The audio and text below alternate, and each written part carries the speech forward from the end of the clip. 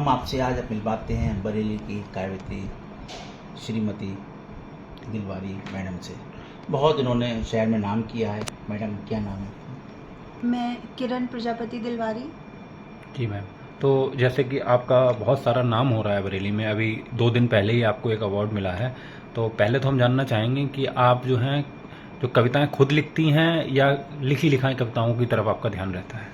नहीं, मैं अपनी कविताएं खुद लिखती हूँ। जी, तो जो आपकी कविताएं होती हैं तो किस चीज़ पे आपका जो कविताएं बेस होती हैं, आपका प्रधान रस क्या होता है कविताओं में?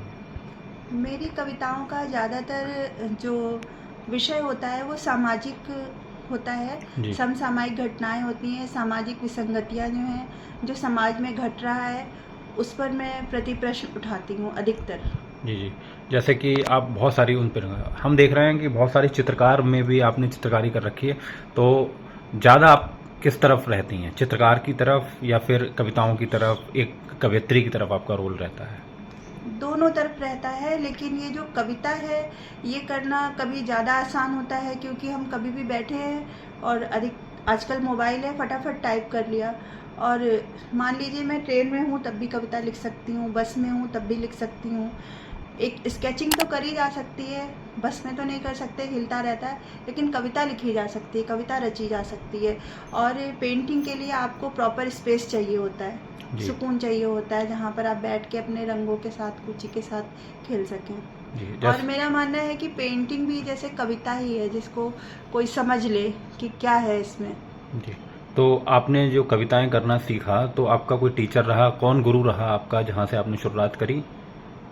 गुरु तो ऐसा कहूँगी कोई नहीं रहे। नहीं, कहीं से तो आपको इंस्पिरेशन तो मिली होगी। ऐसा जैसे एकलव्य भी किसी को देख के ही धनुष विद्या सीखा, तो आपने भी किसी ना किसी को देख के कहाँ से आपने शुरुआत करी? बचपन से कर रही हैं कि बाद में आपने ये सब शुरू करा? अब देखा जाए तो मेरी पहली कविता जो है, जब मैं 6ठी क्लास में पढ़ती थी तब मैं लखनऊ का मेरा जन्म स्थान है, वहीं शिक्षा दीक्षा हुई।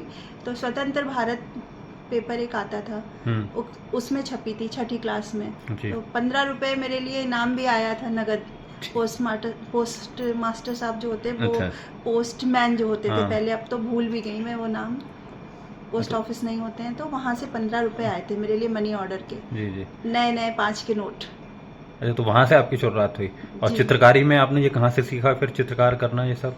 ये भी मुझे गॉड गिफ्टेड है, बचपन से ही करती आ रही हूँ। फिर धीरे धीरे और विधाएं पता चलती चली गई तो करती चली गई। फिर मैंने एनिमेशन किया और फिर मैंने क्या कहते हैं, कोलकाता से एनिमेशन वो फाइन आर्ट्स में डिप्लोमा लिया हुआ है। जी, जी। तो आप अपनी कविताओं के थ्रू जैसे कुछ मैसेज वगैरह देती हैं, तो कौन सी कुछ कविता वगैरह थोड़ा सुनाइए जिससे कि हम थोड़ा सा मैसेज लोगों के पास पहुँचे। चूँकि मैं समसामयिक अधिकतर लिखती हूँ, तो सबसे पहले तो कभी कभी कुछ लोग स्त्रियों की ज़्यादा पैरोकारी करती हूँ तो रोक भी लगाते हैं कि ऐसा क्यों लिखा, ऐसा क्यों लिखा। तो उस पर मैंने कुछ पंक्तियाँ लिखी थी, मैं ज़रूर बोलूँगी। वो मेरे परिचय की पंक्तियाँ हैं, अपने परिचय के लिए लिखी थी कि अपने पलड़ों में सिर्फ सच को ही ये तौलेगी, अपने पलड़ों में सिर्फ सच को ही ये तौलेगी, भेद कैसा भी हो ये उसकी परत खोलेगी, मुझको चुप कैसे करा पाओगे बोलो आखिर, मुझको चुप कैसे करा पाओगे बोलो आखिर, मैं न बोलूँगी तो फिर मेरी कलम बोलेगी, मैं न बोलूँगी तो फिर मेरी कलम बोलेगी। जी, जैसे आपने ये कविता सुनाई, अब कभी कभार क्या होता है, कभी कुछ लिखता है तो वो कंट्रोवर्सी हो जाती है, कुछ लोग उसका विरोध करने लगते हैं। अब ऐसा आप कुछ लिखते हैं तो पहले से सोच के तो लिखते नहीं है, किसको बुरा लग जाए क्या लग जाए, तो क्या कहना चाहेंगे इस संबंध में आप? बुरा तभी लगता है जब जैसे पुरुष विरोधी कुछ लिख देते हैं। नहीं, तो विरोध अब आप जब हम महिला के फेवर में बोलते हैं तो ऑटोमेटिक वो पुरुष विरोधी हो जाता है। मेरा तो ऐसा मानना आया, क्योंकि महिलाओं पर अत्याचार करने वाला कौन है? पुरुष। और पुरुष कहता है महिलाएं हमारे ऊपर अत्याचार। नहीं, कहा तो ये आता है कि महिला की दुश्मन महिला, आप तो उल्टा बता रही हैं। वो तो एक अंदर की बात है जी, वो तो बड़े अंदर की बात है। जब आप अंदर जाइए, ऊपर से तो यही होता है पुरुष महिला का विरोधी है, बाहर आप कहीं भी क्षेत्र में जाइए और महिला पुरुष की विरोधी है, लेकिन जब अंदर अंदर आप जाते हैं गहराई में, तब महिला महिला की विरोधी निकलती है। अच्छा, तो आपने जो कभी ऐसा हुआ है कि आप कभी कंट्रोवर्सी में फंसी हों किसी चीज़ को लेके, इस तरह की कविताओं को लेके? इसे कंट्रोवर्सी में फंसना तो नहीं कहेंगे, लेकिन कुछ लोगों ने मेरी एक कविता पर जो है ऑब्जेक्शन उठाया। वो कविता थी कुकर में स्त्री, उसका टॉपिक था। जी। जब अभी पिछले साल की बात है, पहले 2 साल पहले की लगभग, एक लड़की को मार करके और कुकर में उसके टुकड़े करके उबाल के कुत्तों को डाल दिए गए थे। तो मेरा मन बड़ा व्यथित हुआ उस बात से। फिर मैंने जो है उस पर एक कविता लिखी, कुकर में स्त्री। तो उस पर बड़ी कंट्रोवर्सी हुई कि ये आपने क्यों लिखा, आप इस पे डिस्क्लेमर दीजिए कि जो है क्या कहते हैं, आप पुरुषों के विरोध में, सारे पुरुषों को ऐसा नहीं कह रही हैं। जी। लेकिन कुछ लोगों ने उसकी बड़ी प्रशंसा करी, कुछ कवियों ने कहा कि ये तो पुरस्कार पाने लायक कविता है आपकी। अच्छा, बहुत अच्छा। अब थोड़ा कविता के फॉर्म में ही आ जाएं। आपने एक कविता सुनाई, तो कुछ और अपने जो आपको अच्छी कविता लगती हो, कुछ और कविता जरा बताएं हमें। समाज को संदेश अच्छा दे। समाज को संदेश अच्छा दे, इस संबंध में तो मैं अपना एक मुक्तक रखना चाहूँगी जो मैंने राम जी के विषय में लिखा है, राम, भरत और सारी जनता के संबंध में जी। उस परिप्रेक्ष्य में कि राम जी को जब वनवास हुआ तो भरत तो बड़े दुखी हुए, जनता भी बड़ी दुखी हुई। ऐसा हुआ क्यों, उसके पीछे का जो कारण मुझे समझ में आया, वो 4 लाइनों में रखा मैंने, सुनिएगा। भरत सा लाल पश्चाताप में धरती पे सोता है। राम वनवास पे गए तो भरत जी धरती पे और गहरा गड्ढा खोद कर सोते थे कि वो धरती पे सो रहे हैं भाई, तो हम धरती में और नीचे सोएंगे। भरत सा लाल पश्चाताप में धरती पे सोता है, हृदय सत्कर्मियों का शोक से संतप्त होता है। भरत सा लाल पश्चाताप में धरती पे सोता है, हृदय सत्कर्मियों का शोक से संतप्त होता है। और जहां दशरथ वचन दे देते हैं कैकई सी रानी को, जहां दशरथ वचन दे देते हैं कैकई सी रानी को, हर एक युग में वहां पर राम को वनवास होता है। हर एक युग में वहां पर राम को वनवास होता है। अब यहाँ पे भी कंट्रोवर्सी हो जाएगी, महिलाओं के लिए आपने कह दिया, तो ऐसा तो नहीं है। चलिए ठीक है, आपने कहा। अब एक बात बताइए कि जैसे तो इसी परिप्रेक्ष्य में मैं एक और मुक्तक सुनाना जी चाहूंगी। बिल्कुल सुनाइए। राम की बात जब भी होती है तो रावण की बात ना हो, ऐसा नहीं होता है। तो ये भी एक बात बताना चाहूंगी। अब मैं स्त्रियों के फेवर में भी बोल रही हूँ कि अपने अंदर के पापी को देखो स्वयं मसलना होगा।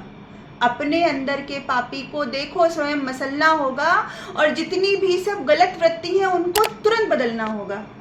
अपने अंदर के पापी को देखो स्वयं मसलना होगा, और जितनी भी सब गलत वृत्ति हैं उनको तुरंत बदलना होगा। और यदि स्त्री पर डाली कुदृष्टि तो, यदि स्त्री पर डाली कुदृष्टि तो यह परिणाम जरूरी है, उसको रावण के जैसा ही युगों युगों तक जलना होगा। उसको रावण के जैसा ही युगों युगों तक जलना होगा। ठीक। अच्छा, एक बताइए, ऐसे आप बरेली में कविताएं करती हैं, तो कहाँ कहाँ आपका बाहर जाना हुआ है? क्या यूपी के बाहर या और शहरों में कहाँ कहाँ तक आपकी पहुंच गई है, कुछ बताएंगे? नहीं, बस कुछ ही शहरों तक, जैसे लखनऊ हुआ, शाहजहांपुर हुआ, रामपुर हुआ। तो लखनऊ पहुंच गई तो आप यूपी की राजधानी पहुंच गई, फिर तो आपने पूरा यूपी कवर ही कर लिया। आगे क्या तमन्नाएं हैं आपकी कविता के लिए, मतलब क्या आप चाहती हैं कि आप कहाँ तक पहुंचें? ऐसा तो मैं कुछ नहीं चाहती, बस मैं चाहती हूँ मैं अच्छा लिखूँ, सच्चा लिखूँ, बस। और उसके आगे तो ईश्वर की इच्छा है। अच्छा मैम, एक बात है, आजकल जो कवि एक काम बहुत कर रहे हैं कि वो पार्टी विशेष के लिए लिखना शुरू कर देते हैं, चाहे सत्ताधारी हो या विरोध के लिए। कुछ आपने देखा भी होगा, तो आप क्या इसके सही मानती हैं? आप भी किसी पार्टी के लिए लिख रही हैं, ऐसा कुछ है क्या? नहीं, मैं किसी पार्टी के लिए नहीं लिखती हूँ, लेकिन मुझे जो अच्छा लगता है उसके लिए जरूर लिखती हूँ। फिर वो किसी ना किसी पार्टी के फेवर में तो जाएगा ही।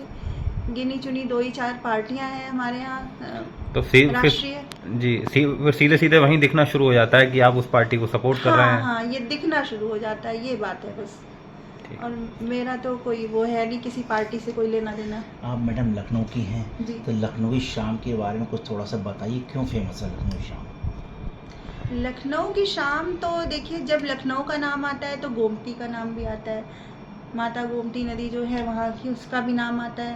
तो नदी जिस शहर से जुड़ी हुई है, मेरे ख्याल से वो सब इसी तरह के शहर माने जाते हैं। जैसे बनारस हुआ, ये आगरा में, दिल्ली में यमुना हुई, यमुना की तो खैर हालत बहुत ख़राब है, लेकिन नदियाँ जहाँ जहाँ हैं वो शहर अपने आप में एक अलग वो रखते हैं। और लखनऊ जो है एक ऐसा शहर है जहाँ पर कि नवाबी शहर तो कहते हैं, जो आप मैं रही हूँ तो देखा है वहाँ पर। हम लोग, हमारे अंदर भी कुछ ऐसी बातें हैं कि लोग समझते हैं, बड़ा अपने आप को नवाब समझते हैं, ऐसे करके कुछ चीज़ें आ ही जाती हैं। और अदब का शहर है, आप वहाँ किसी दुकान में भी जाइए ना, वो खाना खा रहा होगा अगर तो कहेगा आइए बहन जी खाना खा लीजिए। आपको खाना नहीं खाना है लेकिन वो कहेगा ज़रूर। ये इस टाइप का वहाँ पर अदब देखने को मिलता है। नवाबी शहर है। हाँ, वहाँ अदब बहुत है। शायर बड़े अच्छे अच्छे हैं। जी। कुछ नवाबी शायर के बारे में थोड़ा सा तस्वीर